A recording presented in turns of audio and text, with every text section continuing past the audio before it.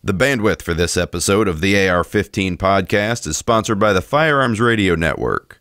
FirearmsRadio.tv.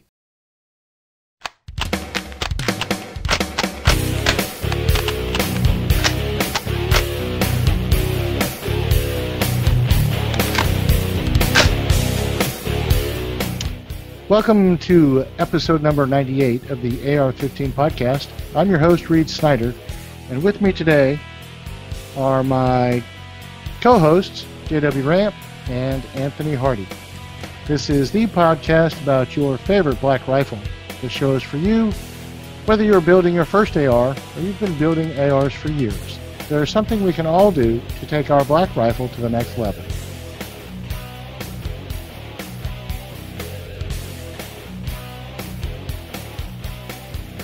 I'm going to read that over again, guys, because I didn't have it recording. And no, I'm not blacked out. Who's JW? You're distracting me. Can everyone else see him? Because there's just a black screen for me. Oh, well, I see him in the little there he is. thumbnail. The way he talks, he's black. All right. That's So, weird. now that we've decided to redo this whole beginning, let's start over. Welcome to episode number 98 of the AR-15 podcast. I'm your host, Reed Snyder, and with me today are my co-hosts, J.W. Ramp and Anthony Hardy. This is the podcast about your favorite black rifle. This show is for you, whether you're building your first AR or you've been building ARs for years. There is something we can all do to take our black rifle to the next level. And tonight our special guest is Levi. And Levi, I don't want to mention your last name unless it's okay with you, but Levi is the winner of the first AR-15 podcast giveaway, so we've asked him to come on and have him share with us his experiences with that first AR that I might add Jake built and not myself. So, Levi, thanks for joining us tonight. Not a problem at all. Thanks for the rifle.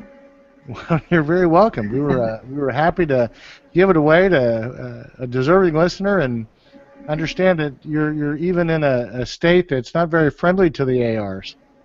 No, I do have some other ARs, but it is a hassle at times. Little extra rules and regulations to follow.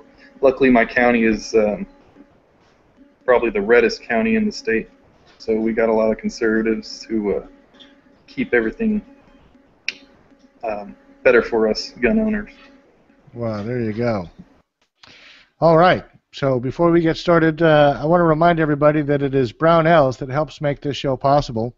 So don't forget that Brownells, with their 100% lifetime satisfaction guarantee, is there for you anytime you have a problem, like when you can't remove the taper pins from your new barrel to slip off the front side base, and you now have to find a new barrel. So shop for your AR-15 parts at Brownells. And to help out the podcast, you can go to ar15podcast.com/parts, where every single one of your purchases will help us just a little bit so that we can keep giving you good content. So it looks like Brownells is still having their Back in Black Black Rifle event, and so we're in week 3 of the event. Is that right, Anthony? Yeah, they've got all kinds of fabulous things on sale this week, and this week runs through November 9th, so if you're interested in taking advantage of any of these sales, they're on through November 9th, and this week is called Pinpoint Accuracy, so it's all about accurizing your AR. They have AR-15 Precision Upper Build Kits, buttstock kits, upper rifle kits, primary build kits, stripped lower receiver still on sale for $50, tons and tons of parts and pieces, individual parts and pieces, all kinds of wonderful little things that Brownells has on sale. So definitely check out the link in the show notes, and you can find all kinds of wonderful little things over there. Well, I tell you what, it is an amazing array of things designed to give that AR of yours a little bit of pinpoint accuracy, as they say. So we would urge you to go over there and see if you can find something that'll help accurize your AR. And, of course, if you have a question about accurizing, I think we even did a podcast episode a while back about accurizing your AR. So don't forget to look at the back catalog, because I'm sure it's there somewhere. So, guys, I think tonight we have the apex of a long-awaited event getting ready to happen. We're going to give away an AR.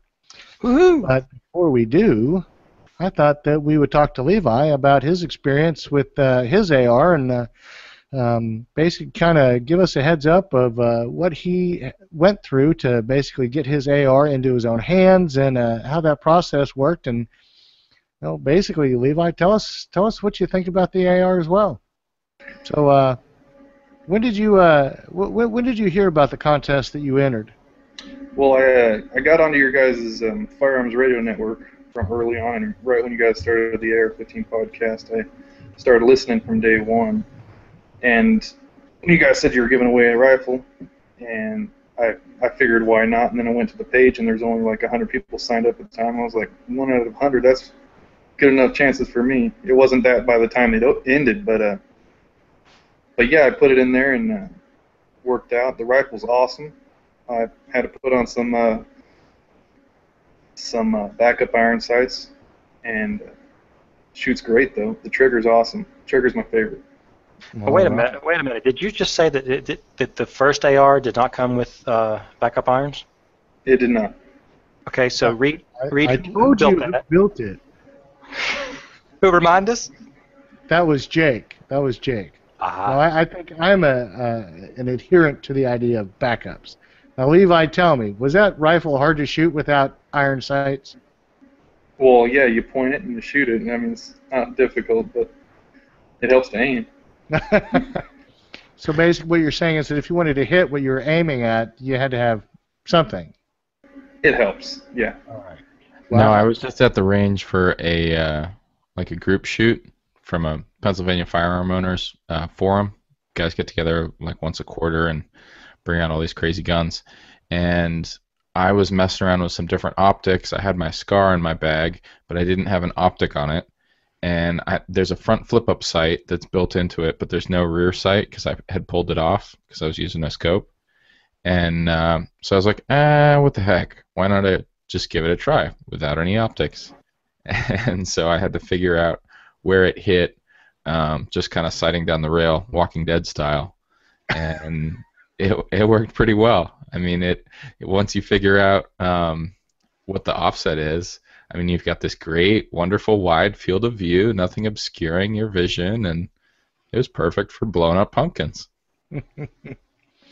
Now, I do want to bring to the attention of the listeners that I'm staring at a YouTube picture of our illustrious co-host, JW, without his beautiful, manly beard. What happened, JW? Did you have to shave it for a toxic chemical gas mask event like you did the last time?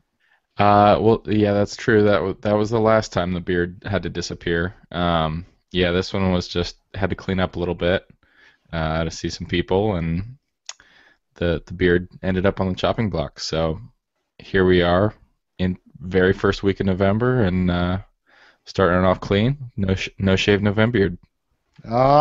So you get to grow it back. Yeah, I think so. At least for a little bit. Because you're like the well, I mean, next to Levi now, because up until now we haven't seen his mane there, but you're carrying the weight of the show here with your facial hair there, JW. Well, I'll do my best. I'll wish it a speedy recovery. Now, of course, Levi, that's one hell of a beard. Well, thank you. I've been growing it since February. So it'll be a year old when my firstborn's finally here. I see. So is it because of your firstborn that you couldn't shave? No, but I think having a beard made my firstborn happen. Me and my wife were married for about 9 years. Haven't had any kids. I grow a beard, and 3 months later, she's pregnant. Well, there you go. Speaks volumes for the beard. All right. So, Levi, I think you've been out to the range now that you've been able to put some irons on it. How does a rifle shoot? Shoots great. I treat it like every other AR I have. It just try to run and gun it when I can, and it's super fun. That trigger is awesome. I say, but the whole package is awesome. Trying to get a a Duracoat finish or a Cerakote finish on it pretty soon, because that sand barrel or the handrail doesn't match with anything. So I gotta put something on it to make it look cool, but it shoots like a dream. Well, that's great. Nice. I So, just got this stencil kit from Primary Arms, and I've been kind of debating whether I want to pull out the spray paint and hit up one of my other guns. oh, why not? Yeah, I think I got to pull out some pieces of cardboard and do some test runs first. I'm Testing. scared. So, Levi, are you going to Cerakote yours yourself, or do you have a shop in mind, or what's Yeah, your? there's a couple places in town that I would trust to do it. I wouldn't do it myself. I'd screw it up. I know my limitations. So, Levi, tell us, how did you get started with ARs? Couldn't tell you. This is a pretty gun-friendly community, so everybody around here shoots, and everybody knows somebody who has land, and it's just kind of built into us out here, at least most of us. So I couldn't tell you when, but I guess always. We see that's kind of like Texas. You're born and they hand you a pistol. I mean, it's just kind of part of the way it is. It's pretty close to that, yeah. All right. So, as far as that rifle goes, tell me, is there any part of it that, in hindsight, you wish would be different? Anything that you've kind of wanted to change about it? And you don't have to worry about offending Jake, because I don't think he listens to the show anymore. Now take yourself off mute. Whoops, sorry. It was my first direct impingement rifle, so that was different. Cleaning it, which that cleaning kit that came with it was awesome for that. Never had to clean a bolt that hard. Other than that, though, I mean, I had no issues with the gun whatsoever. I didn't have any failures to do anything. Everything I put in it shot down the range, and I screwed up the bullet button the first time I put it on, because I never had to do that before. Oh, yeah? Other than that, yeah. All right. I put it on and I put a seal tie, a Loctite, and pressed the button, and then the Loctite closed. So I had to heat that up and take it all apart and redo it again. But I did that with a safety selector. yeah, A little too much Loctite. that was my fault. All right, well, at least Jake isn't responsible for that, Levi. No. All right. So, Levi, tell me, are you keeping up with the AR world? Do you still listen to the show? I do when I can. I used to work out of town a lot, so I'd listen to nothing but podcasts for like 4 hours a day. So it's pretty easy to stay in front of every podcast known to man driving like that. I've been working in town, so I haven't been listening as frequently, but yeah, I try to keep up with as many podcasts as I can. I try to stay up on Good. in my neighborhood, especially because it's always in danger, I guess. Well, guys, what's new this week in the AR world? Huh? Well, have you guys seen all the news about the? Have you seen the news about the electronic AR trigger? I have. You know, I kind of got I got over excited about the TACCON fire control system. Mm-hmm. And I was an early adopter, and I'm not an early adopter of most things. So it's a fine trigger, but I wasn't expecting as steep a learning curve with it. So I think I'm going to wait for the electronic trigger to come out and kind of set some expectations in the community before I think about going that route. So is that the one? There's an article on Truth About Guns from October 29th. Is that the TACCON user selectable single stage, two-stage trigger you're talking about, Preet? No, it's the very first one. The one that they're talking about is an evolution of the original, and we saw it at SHOT Show last year. It's a fine trigger, and you really can get an incredible rate of fire out of it, but you have to really have a deft touch with it, and there's nothing finesse about my trigger manipulation. I am a through to the core Marine Corps button masher. There's no finesse there. But that's me. It's not the trigger. Of course, when you go that route, I think you're really looking for something to pick up the slack. And I thought the engineering on it was going to do more work than I was going to have to do, and I was just wrong about that. Like I said, that's me, and it's not the trigger. Otherwise, it's a great trigger. Now, what's this about machine guns being legal? Now they're not legal, but there is supposedly filed earlier this week. There is a lawsuit that was filed in Texas that they're trying to push against a ruling, the national ruling, and they're trying to run it up through the court system to make machine guns legal again. It has something to do with trusts not being people. I'll be honest, I don't really understand all the legalese that goes on with it, but apparently trusts is that people aren't allowed to make machine guns, but trusts aren't people, so why can't trusts make machine guns? Well, and that's based on I guess what it would be is the equivalent of a rev ruling. There's an ATF opinion letter that talks about whether trusts are people, and it was a very obscure ruling, I think. I don't think it was a decision that had any wide merit. I think that this is like many things where people want to challenge the government on what they think or think they ought to do, and I think in many instances the Supreme Court basically says they have a lot of latitude, and we're going to let them just go out and use that latitude. And I don't think there's really anything that you can do other than go out and vote and make sure that the people that win new seats this next 2 years hold the same views you do when it comes to firearms and the sport itself. So have you guys heard anything else about the attempt to make the firearms legal through that little loophole? No, just that somebody actually got an approved stamp back. I saw that. And then it was kind of retracted. They sent him a denied stamp or a denied form and said, hey, could you please send that stamp back?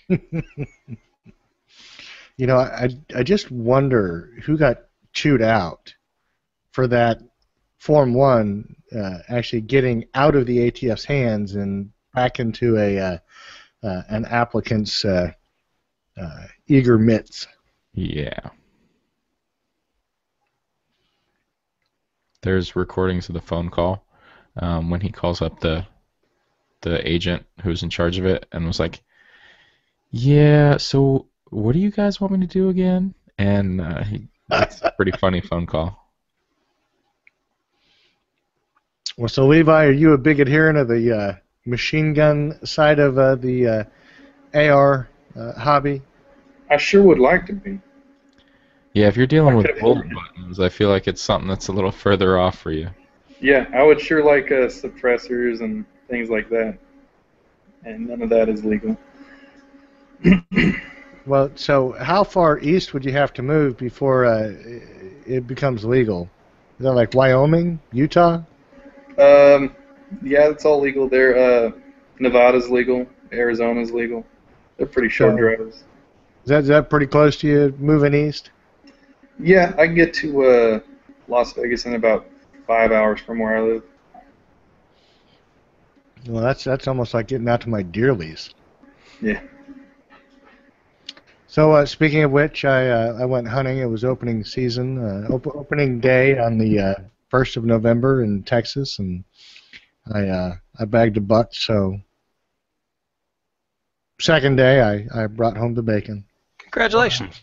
Went out to the processing plant this morning, and I made my wife happy because she got to order the sausage she wanted. Good stuff. Very Oh. simple. So, what's that? Said, oh, Reed. You've given our remix person some fodder right there. Well, there you go. I was So- just out at the range on Saturday with some friends. One of them had bumped into a former Top Shot competitor who lives Are in we the going to neighborhood. name names? Yeah, his name's Augie Milekovich. He was a Marine and then Air Marshal, and he works in the financial sector now. And he's just a local Pittsburgher, basically, and did pretty well on Top Shot. And I mean, he definitely knows his way around a handgun. And yeah, he had us out for a little private class, and just had a great time. It was all pistol, and we were working with speed and accuracy, and we ended it with this dot torture exercise, and it takes you through a box of 50 rounds, and there's, I think, 10 different 2-inch dots, and you're firing at them. Every single dot is a different method, so whether you're drawing and firing a single round, or using your offhand, or doing emergency reloads in between rounds, or whatever, it's a great overview exercise of all these different things that we learned and practiced during the class, and it's a great exercise to see just kind of how you're doing between range visits. The bar for success is that you can have 0 shots outside the circles, so it's a pretty high bar, but as you challenge yourself and speed it up and pull back in distance, you can really challenge yourself on kind of the same exercise over and over. So that's something I took away from it that I'll definitely be using in the future. And I mean, you could probably do it with a carbine too, something similar. That's one of the things that I want to put on one of the future episodes is kind of a, there's more and more call for it, and I know that all of the instructors and trainers really have their own approaches, but, maybe just to assemble some drills that we can talk to the listeners about for improving various aspects of handling, manipulation, whatever the case may be. So I guess maybe we can put I'd be interested in hearing from the guys at Trident Concepts. I just ordered a couple of their decks of cards that have drills on every card, and was just flipping through them. I haven't gotten to pull them out at the range yet, but it's almost that same exact idea as far as pull out a card. It's a drill that you can do. A good chunk of them were just dry fire, so you could do them at home, and something to keep your range visits fresh. Now, was this? Did you get both decks, the pistol deck and the rifle deck? Yeah, I had looked at them a couple weeks ago, and they were out of stock, and just recently I checked again, they were both there, so I just ordered them right up. Well, I've got the pistol one, but I haven't seen the rifle one. Do you think it's worth getting? I guess I'll let you know next time I flip through it, but it looked great at first glance. All right. Maybe we can get Anthony to put a link up there for what is it, Tricon? Yeah, it's their Tricon line. Yeah, that's what I'm looking for now. I will find it. What is this single stage, 2-stage trigger here? Is that the tactical fire control? TacCon. That's from from TacCon. Yeah, from they had this come out on their media day they had here recently, and I haven't had a chance to read through it, but just real quick looking at it, and it looks like you're going to have the option to change back and forth between single stage and 2-stage. I don't know how well it will do that. The write-up that we're linking to on the Truth About Guns says that it does seem to be have a good reset on it for quick follow-up shots. So maybe it'll be a decent trigger, and that would be a really nice thing to have if you could swap within the same trigger control group and be able to go between both your single stage and 2-stage. I'm still in that whole. I'm a big, just a button masher kind of guy, because while I can tell the delicate pull of a light trigger, I really don't have that tactile sense of a 2-stage versus a single stage. So I'm a bigger fan of my Geisley triggers just simply because they break so crisply and they have such a light trigger pull. But I've tried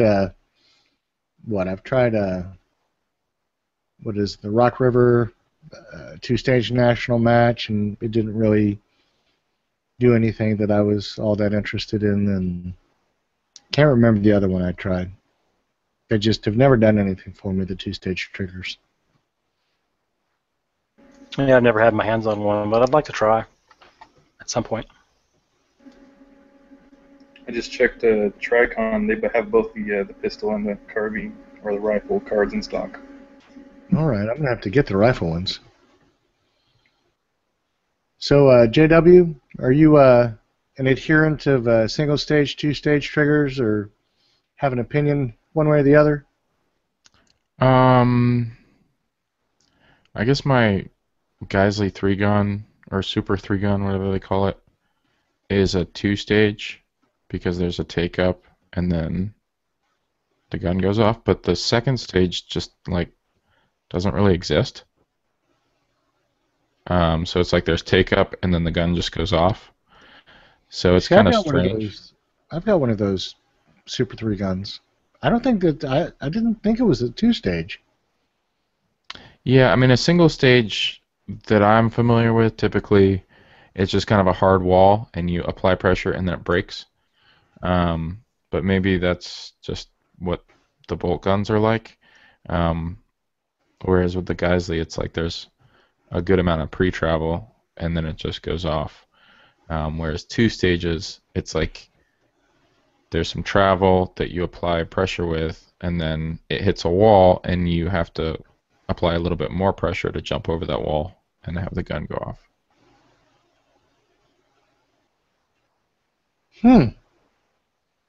Well, Maybe that's I'm pretty completely interesting. wrong though. That That sounds right to me. I don't know. You see, I can't tell. You know, just give me something to mash, and I'm okay. Now, I will tell you that I think if you're not ready for that 3-gun trigger, it'll do a little bump firing on you pretty quick. Oh yeah, for sure. Well, guys, I think we've really been good at delaying the inevitable here long enough. I'm sure we've got plenty of listeners out there that are just, banging their heads into desks and pulling out their hair, waiting for us to announce the winners. So, what do you think? Is it time yet? No, let's talk about something else first. All right. Well, I think at this point we're going to go ahead and announce it. And so, for all of you out there, we had, I think it was north of, I think it was around 2,700 entries. Wow. It might even be more. I would say that's more than I went through. But it was a lot. So what we did is we went out and we assembled the list, and then we randomized the list, and of course assigned every single name a different number. And then I used a random number generator that would randomly pick 10 numbers from 1 to our final number, and then went to that space on our list. And so, Anthony, if you want to give us a drum roll here, but you have to take your mute button off or it won't let me listen to it. All right. The winner of the AR-15 podcast giveaway is Jennifer Gemin. I don't know how to pronounce your name, Jennifer, but it's... Congratulations, Jennifer. Congratulations. Geheman. Jennifer got her entry through the mailing list. That's what it appears like to me. And she was the name that we drew in our first run. So, Jennifer, we've got a couple of caveats. We have your email address. We're going to send you an email and let you know that you've won. And we're going to, of course, announce it on every show. But we're going to give you until December 3rd to get back to us. If we have not heard from you by December 3rd, we are going to go to the next name on the list. Last year's winner. Levi has put in a motion that it be last year's winner. Do we have a unanimous consent? No. In fact, I see thumbs down from the guys. Oh, No, it's it has to go. sad day. No. See, if it's not going to be her, it has to go to the newest co-host of the AR-15 podcast. Well, let me reassure you, the listeners, that what I did on generating the winner is for just this eventuality, I picked an array of runners-up. I will not name names. I will not announce you unless the prior entrant is somehow disqualified. But rest assured that a 2 through 10 have been listed out so that we can get this AR-15 out to a lucky listener. But Jennifer, you have 30 days to get back to us. You are the lucky winner. Let us know where you are, and we will email you as soon as the show's over.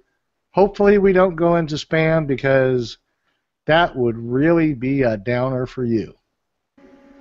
And might I recommend, seeing how I got one of these emails, that you include, some very clear indications of where you're from, because when I got mine, it was an email from Flickr, I believe it was, and it would just said, "You won." There was a comment on my picture that says, "You won." I was like, who's messing with me? This isn't funny.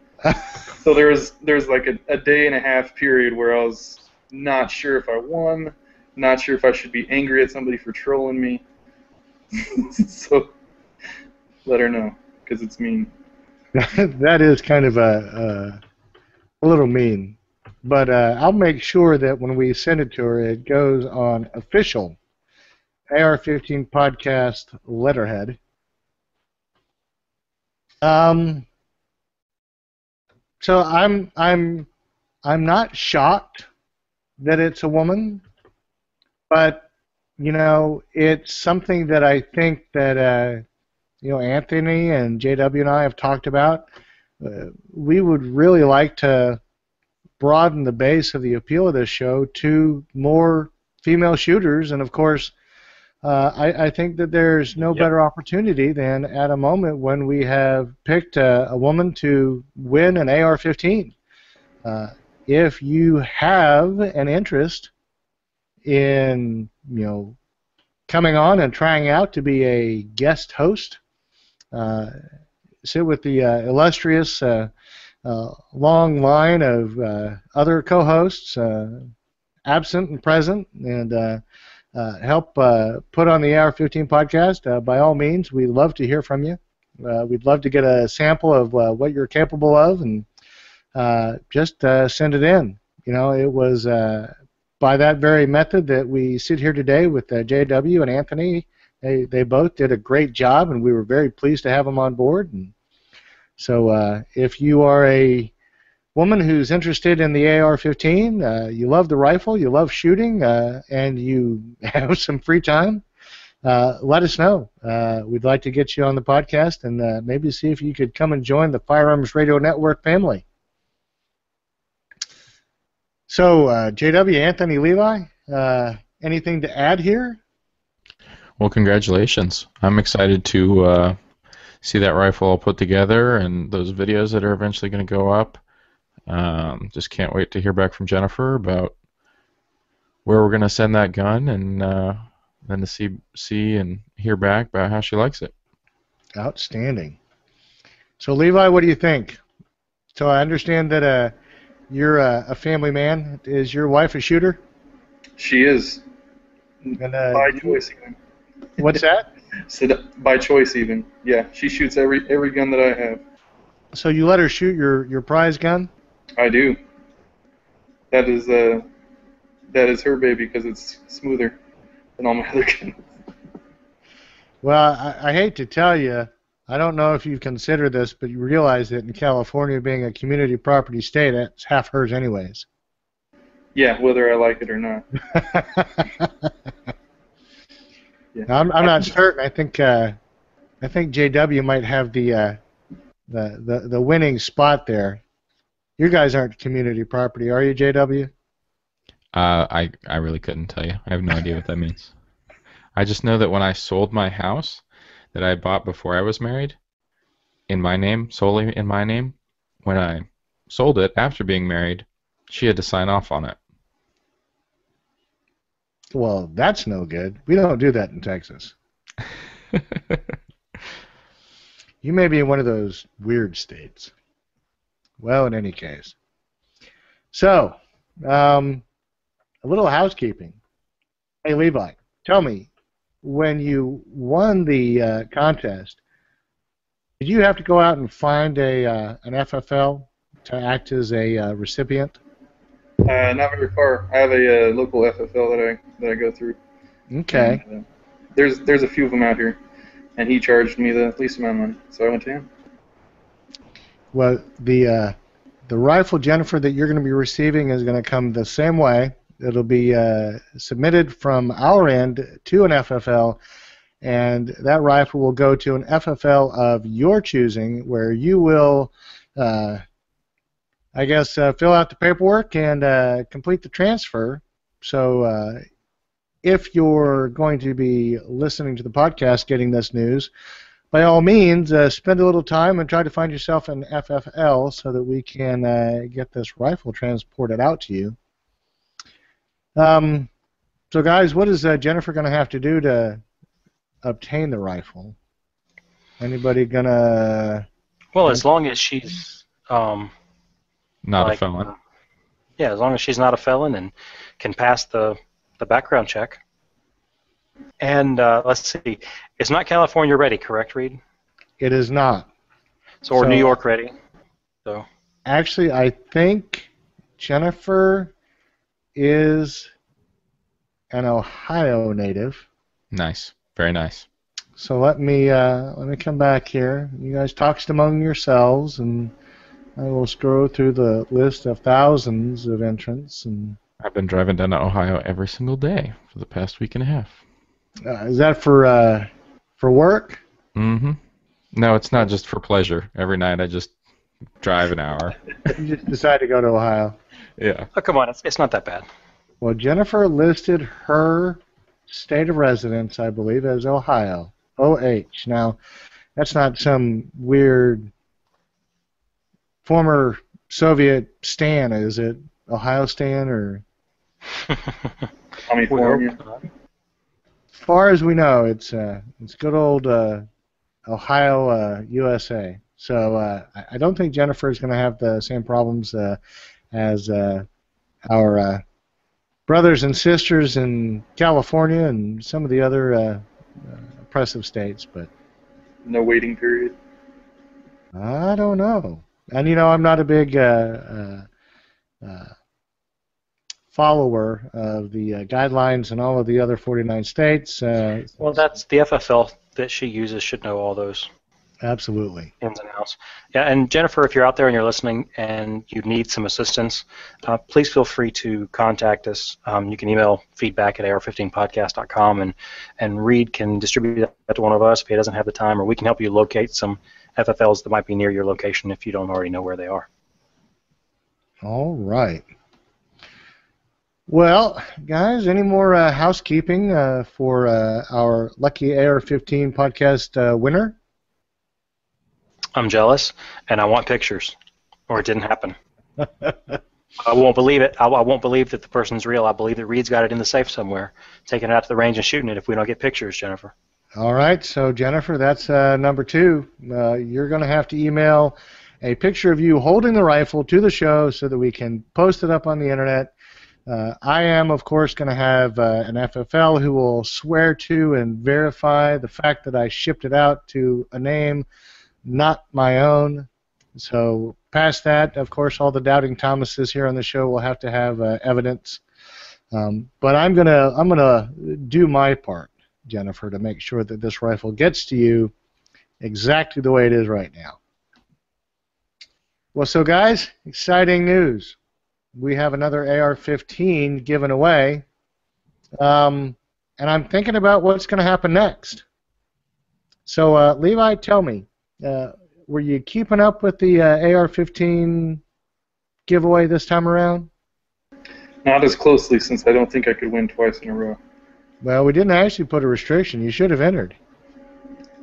Although, if you win twice, then I think you guys would have drew my name and said, "No, this seems rigged," and you would have put it back in the hat.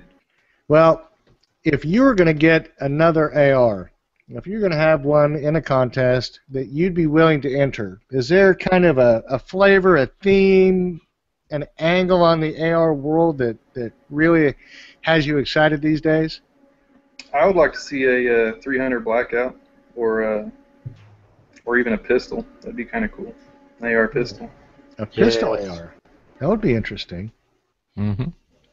All right, so guys, I think I'm going to have to take an extended leave of absence for the next giveaway time period so I can enter. No, wait a minute. You didn't read the fine print, did you? There's a 5-year exclusion clause. Man! Okay, I'm here. That's Is fine. it solely limited to humans? Actually, I don't think there's anything about cats not being able to win. Fantastic. Just as long as he can write his name legibly. Hey, if his name is Paul. His signatures? Yes, they do. They Well, legally do, don't they? He's got to sign the 4473, so Ooh, I know true. that in Texas, Legibly. pets can have trusts, so Can the cat maybe be a in member of a trust? Pennsylvania he can have a trust. Yeah, speaking of cats, for those of you guys that are listening to us, JW was just holding up his cat up there to the camera so we could all see it. Yeah, Tacticat, and we had a discussion prior to the start of the show. Tacticat, I haven't heard that one before. It's somebody in Spain has already reserved Tacticat.com, so we will not be registering that domain and posting pictures of AR-15s and cats, and AR-15s being used by the cats, or other crazy things like that. So, but we did find a tactical cat on Facebook. So if you guys are interested, it had some rather interesting things. It's just called Tactical Cat on Facebook, and yeah, we're not affiliated with us in any way, shape, form, or fashion. None of us have any idea who it is. We're talking about tactical cats for some strange reason, and it's kind of cool. Okay. You know, I want the listeners to know that I wasn't a part of this discussion as far as I can tell. I don't recall anything about. I may have been monkeying with the soundboard. You know, I Reed don't was know. monkeying with the soundboard and his camera that's still not working. Since you guys don't have to look at him tonight, just consider yourselves lucky. No, Yeah. wait a minute. My camera works fine. I see myself. You see yourself. Yes. I've seen black all night. Well, you know what that might Wait be. for the emails from all our support staff at the network. They're gonna tear you. Tear you a new Randall one. Flag on Facebook has already made a couple of posts on the announcement. Yeah.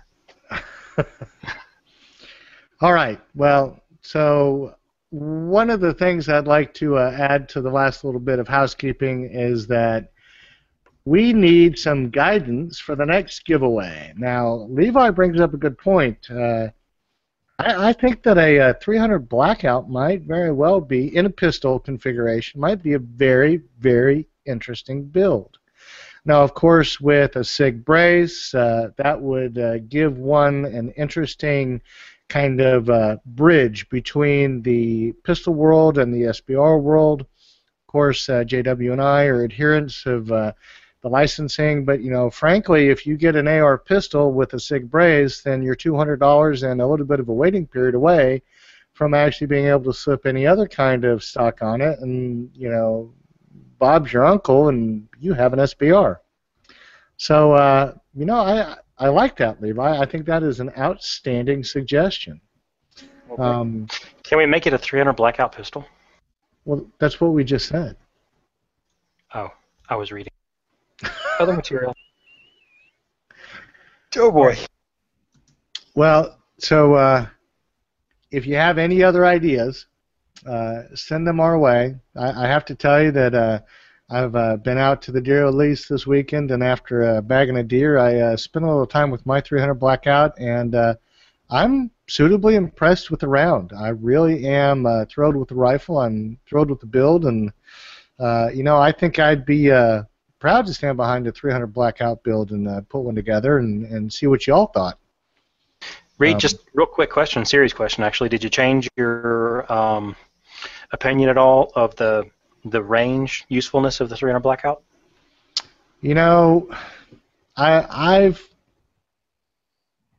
I've read multiple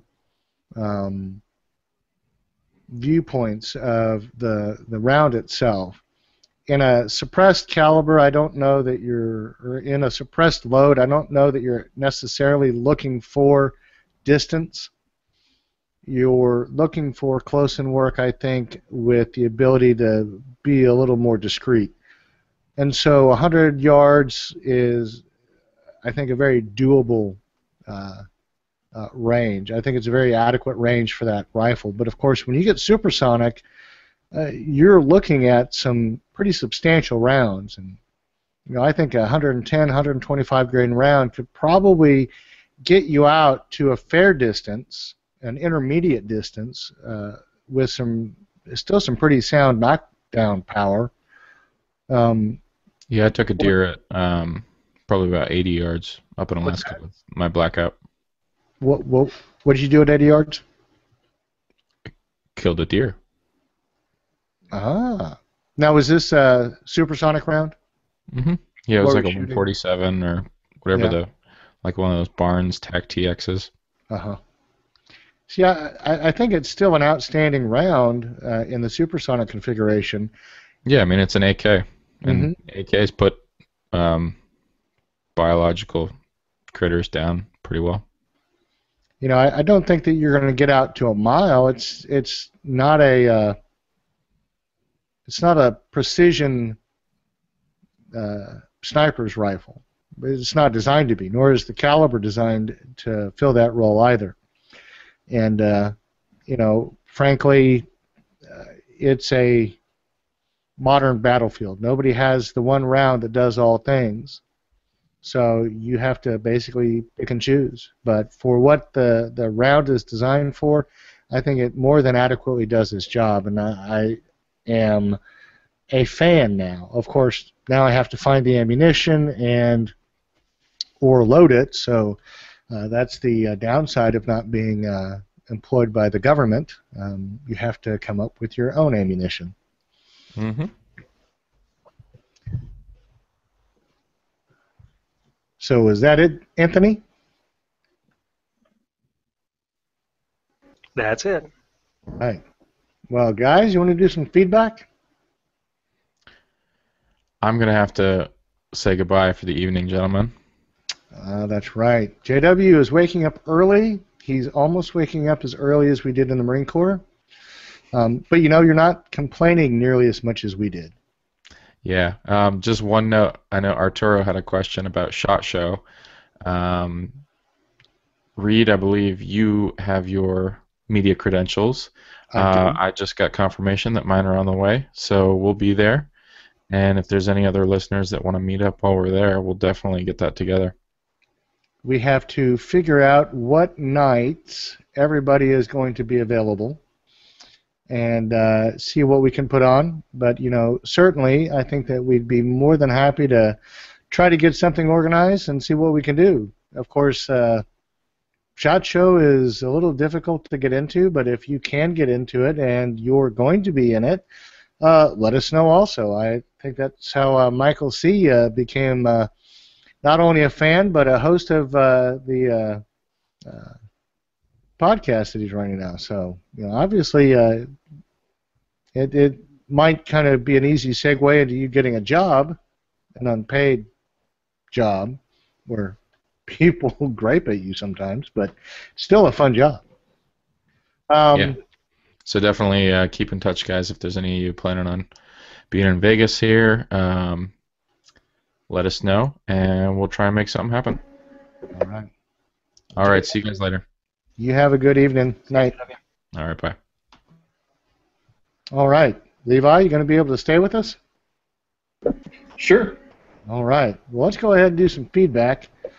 So Jayoko writes in, he says, "Hey guys, great show. Another option for those who own or will be purchasing a Ram truck with Ram boxes." He says he loves his. He says you can purchase a holster for the Ram boxes, and the boxes on the 13s and 14s lock when you press the button to lock the doors.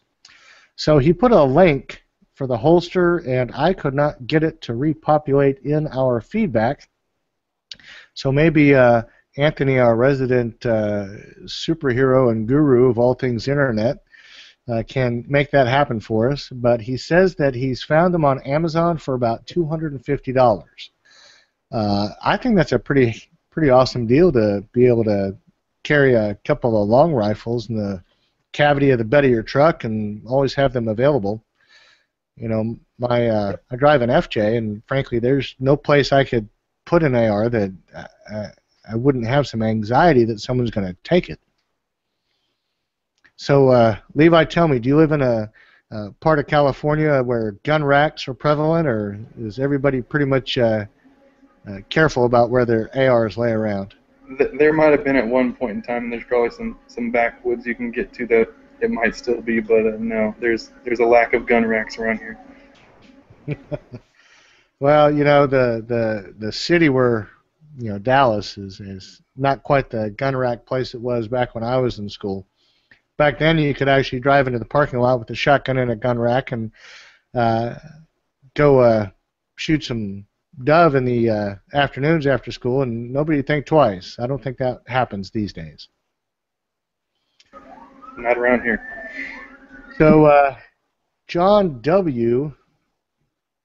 writes in, he says, "Hey guys, I was just listening to episode number 94 and wanted to give you a little more information on the carbon fiber wrapped barrel." Says you were talking about in a question. The main advantage of going to that style of barrel is not the heat dissipation, but the weight savings. He says you're able to get the performance of a bull barrel out of something that weighs in at half the weight. The heat dissipation is only a plus. He says, "I also have been reloading for a couple of years now. I started so I could save money while shooting his 25-06. I now load for my AR and a few other rifles and multiple handgun calibers. I find no need to crimp my rifle rounds and only crimp my handgun rounds." Well, that's good to know. I'm still trying to figure out where I am on the issue of crimping, and I have not gone wholeheartedly into the crimping side of things, so I really need to get a chronometer or chronograph so that I can start measuring some velocities and get a more thorough understanding of my loads. But that's a next step for me. So he says, to continue, a tip: if you happen to smash your case after seating the bullet, if you run it through the resizing die again, you can save the round and still use it. As long as the case isn't too far gone, it will straighten back out. Well, that's good to know because I have a few. He says, "I hope you find some of this information useful, and thanks for the great podcast." You know, John, we really do find it useful. Thank you for writing in, and I've got 25 cases I'm going to try to save after hearing that. So, let's see. So yeah, Arturo writes in. You may take this one? Yeah, go ahead. Yeah, sure. He says, "Hi, Reed," since he's talking to you, Reed. "Do you know if there are any FRN listener events planned for SHOT Show?" I know we just tried to address this just very briefly earlier. What I'd like to see reviewed during SHOT Show 2015, here he gives his list to us here. Ultra lightweight aluminum rails and handguards. That could be a very interesting topic for you guys to investigate while you're there, for sure. Compare contrast piston conversion systems. Like the Atom Arms with Cyrac ordnances new piston system. So are there a lot of differences between those two piston systems, I wonder? I guess that's what he's asking. Affordable silencers. And I know we've talked about doing a show on that one, Reed, right? Right, right. Yep. And side charging upper receivers, bolt carrier groups. And we've had that on the show as a news item, I believe. And I think, Reed, you talked about it just a little bit, didn't you? No, I think the side charging AR I talked out was AdCore's charging handle on their rifle, but that's right. not That's so what much a side charging. Okay, I got you. It was an adjustment that attached to your. Yeah, I remember now. And the last thing he had listed here for us is an affordable battle rugged CQB and mid-distance optics. Yeah, I wish that affordable. Well, I'm going to look for affordable. I don't know if it exists. I think that's the, what do you call that? Is that a white elephant? Unicorn. Yep. Unicorn? Yeah. And rainbows. We'll see if we can find something that meets those requirements and is affordable. But, I think that's the holy grail. So, Arturo, thanks for writing in. As always, we really get a lot of good feedback from Arturo, and I think we're going to put all of these things in there and try to really focus on get some answers for you. Of course, anybody else that has some suggestions of things they'd like to see or just want to have us look at, peek our head in at any of the numerous manufacturers and companies are going to be there and find out what's what, just let us know and we'll do that. So, Anthony, why don't you take the next one here?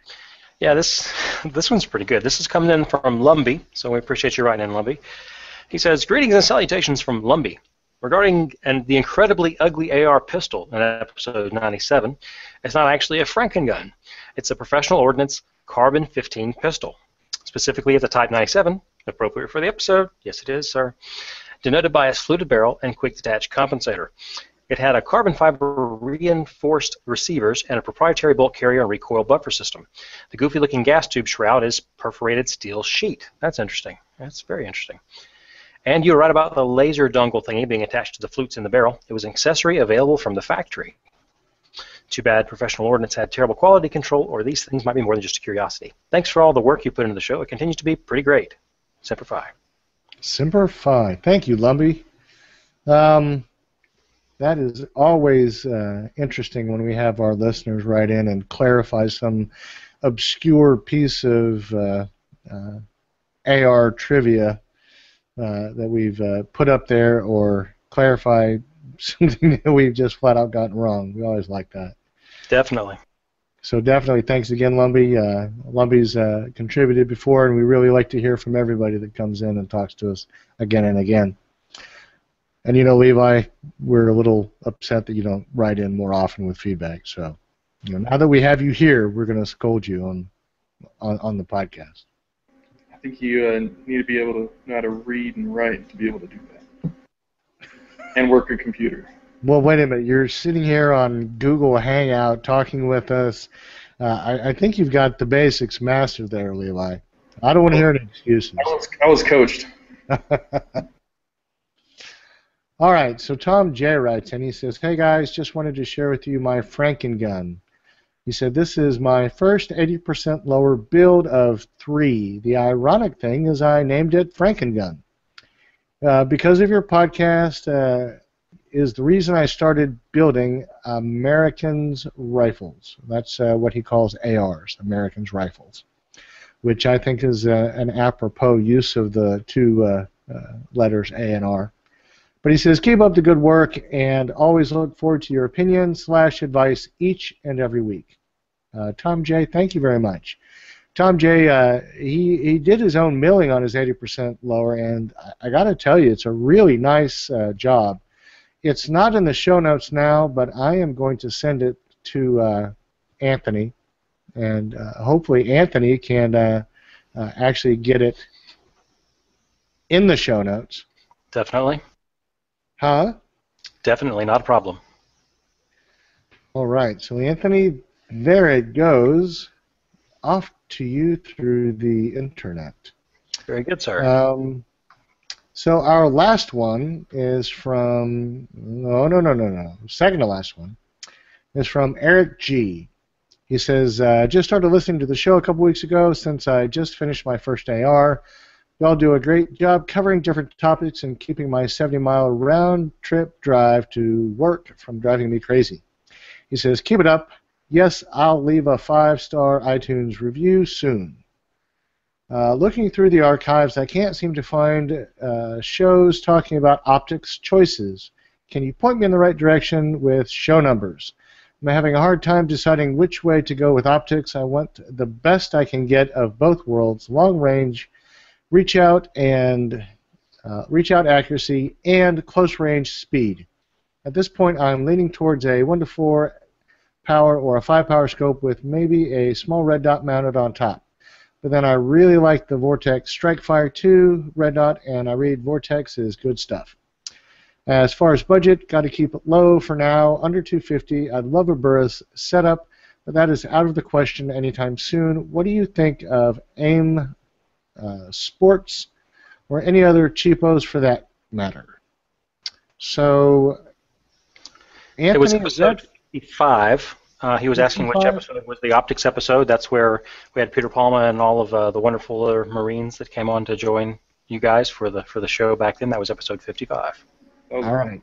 Eric, episode 55. And I have to tell you that since that episode 55, let's see, that was just under a year ago, I believe that we will have more than enough fodder and ammunition to come back to you after SHOT Show and put on another optics show, because I know personally I've seen a lot of manufacturers that we do business with, that I do business with, coming out with new lines that I think are really geared towards transferring the kind of the military quality technologies into a civilian market at a much more reasonable cost. And of course, when they can do that, it's going to make it more available to all of our listeners who don't have the deep pockets. I'm always reluctant to spend big money for a scope simply because I'm not really at a point where that gives me any better experience with my rifles. Obviously, if I was trying to shoot out to 1,000 yards, a good Night Force optic really, I think, would make all the difference in being able to be good and be accurate. But that's not where I shoot. That's not what I do. So I think those are wasted on me. But I do think that we've got a whole bunch of things kind of moving and shaking in the optics world, and we'll go ahead and we'll put it on the to-do list to have another optics roundtable, and maybe we'll have some bourbon and some Marines out there as well. So thanks again. We are really glad. And just a real quick note I wanted to toss in there. I know that I've been looking at a lot of different optics lately, and I've been doing a lot of reading. Just as a really quick note, you want to stay under 250. One optic that a lot of people are recommending is the Vortex Crossfire 2, and it does have a red dot, but it also can do 1:4, so it is a 1:4 magnified scope. They say the 1x is pretty true. Of course, if you can step up to, I forget which one it is now. I think it's the Vortex. Hang on, so this page loads real quick. The Vortex Viper PST 1:4 is supposed to be a little bit higher quality. I've got that one. Yeah, and you love that one, don't you, Reed? I do. I mean, it's really nice. You are right. Vortex is good stuff. Yeah, that's about $400 for the Viper. The Crossfire 2 is under $200 on Amazon Prime, so that may be an option for you. I'm going to try. I'll probably end up getting one of those maybe by the end of the year or so for myself. So if I manage to do that, I'll be sure to let you guys know. All righty. Well, our last bit of feedback is from Trey Wall. And he writes in, "Hey guys, I love the show. When I can get my phone to download it. I was wondering if I missed the announcement of the winner of the AR. The last episode I was able to download was the SBR episode. For some reason, I keep getting a download error on all my podcasts. Thanks, guys. Have a great day. So we will be responding to Trey, but Anthony, way at the beginning of the giveaway, did we not set up an automatic returning email that would let somebody know who the winner was if they emailed into that address? We certainly did, and I check that on a regular basis, and there has not been anything in there but my 2 tests. That was on, we set that up at the very beginning of July. All right. Yep. So how about this? Why don't we put that up on social media and put that, is that up on the... It is on the main giveaways page on the AR-15podcast.com website, and I will link that over onto the Firearms Radio Network social media pages, you bet. And can you put the name of the winner in there so now it will give back a more accurate message than the one that said, silly you? Yep, I most certainly can. That's one of the things I plan on doing this evening before I go to bed. Well, outstanding. So that should clear it up for all of the listeners looking to hear word of who may or may not have won. Of course, once again, you know, Jennifer, I really am sorry if I am butchering your last name. Geman, it's G-E-H-M-A-N. Jennifer is the winner of our AR-15 podcast giveaway, and we are very happy for her awesome victory here. And I think with that, we've pretty much completed all we needed to do tonight. Of course, next week, since we will actually be able to put together a whole topic on an episode that, you know, it's kind of hard to put a topic on a drawing and, you know, get that put together. And, you know, Levi is the great saver of the episode tonight because he is the only reason that we have any depth at all, rather than all of us sitting around fumbling and just saying, yes, Jennifer won. So, Levi, really thank you for coming on tonight. Oh, thanks for having me. Now, I want you to know that Levi was not paid to come on and say nice things. At least I didn't pay him. I don't know. Levi, did Jake pay you anything so you'd come on and not beat him up? I got an AR-15 about a year ago. Okay. Well, aside from that, you know, Levi, I'm really happy that you enjoy your rifle. I'm glad that everything's going well with it. You know, certainly, if you'd like to come on and participate again, we'd be more than happy to have you. It really was an awesome thing to be able to give that rifle away, and I'm glad that someone who's going to get out there and use it and love it and appreciate it actually got it. So thanks again, Levi. We appreciate you. Oh, thank you. Yeah, I'd love to be back on. So with that, I think we can go ahead and successfully close out episode number 98. I don't know what 99 is going to hold, but 100 is always supposed to be an important event, isn't it? Is that not the case, Anthony? Yeah, I mean, it's 100. It's not a 2-year. 2 years close, 104, but right. It is 100. Okay. Well, episode 100 is coming up, so it'll be our 100th episode anniversary, whatever you call it. But maybe we'll do something special. Maybe we'll celebrate with a cake. Well, maybe I'll just buy myself a cake, and Anthony and Debbie can watch me eat some.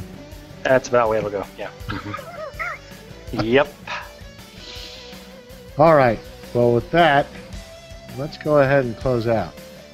Very good, sir. As always, folks, we'd love to get feedback from you, and you can send any questions or comments to feedback@AR-15podcast.com.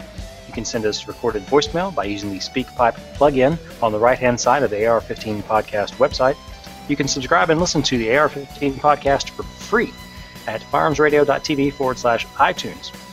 Be sure to leave us reviews on iTunes and on Stitcher. It helps us place higher in searches so we can find more listeners and help bring you more great new swag and rifles and all kinds of lovely stuff. Share your pics with us on Flickr at www.flickr.com/groups/Black Rifle. And you can follow us on Google Plus or check us out over on YouTube to be able to watch us live or watch previous videos. YouTube, you can find us at firearmsradio.tv/plus. And on YouTube, it's youtube.com/firearmsradio. We do go live on Monday nights, typically around 8:30 Central Time. And we made our time tonight, actually, I think. Pretty close to it, which was good for us. Absolutely. You can follow us on Facebook and all the other wonderful shows that are on the Firearms Radio Network by going to facebook.com/firearmsradio. Give us a like and check and see what's going on. We post all kinds of things that are show-related and not show-related, all kinds of little tidbits throughout the week you can find over there. And as always, we send out a huge thanks to Brownells for sponsoring this giveaway, sponsoring the podcast, and all the other wonderful parts and pieces they do make available to you guys at very high quality and affordable prices. So don't forget to use a Brownells affiliate link for all of your AR-15 parts. And to do that, it's very simple. Go to ar15podcast.com/parts. You'll get redirected right over to Brownells and all of the wonderful things for your black rifle. And also, if you're interested in assisting us in funding the podcast very so slightly, in slight little bits without actually spending any money or sending any money to us, when you go to Amazon to go shopping, use our Amazon affiliate link. So go to firearmsradio.tv, click on one of the Amazon banners, and we get a very small portion of every purchase you make, and it does not cost you not a dime or even a penny different. All right. So, Levi, once again, thank you very much for coming on the show with us. You bet. Really appreciate having you. Thank you for having me once again. Well, anytime you're ready to come on, and we'll get Anthony to coach you again. Oh, yeah. Get all set up. Definitely. Good. Good to have you. And to our latest winner, Jennifer, we're going to send you out some communications, and hope you get back to us soon. But we're really excited, and we're going to see this through to the end. So don't disappoint. Keep listening. Listeners, we appreciate you, and we'll be back next week. Good night, guys. Nice.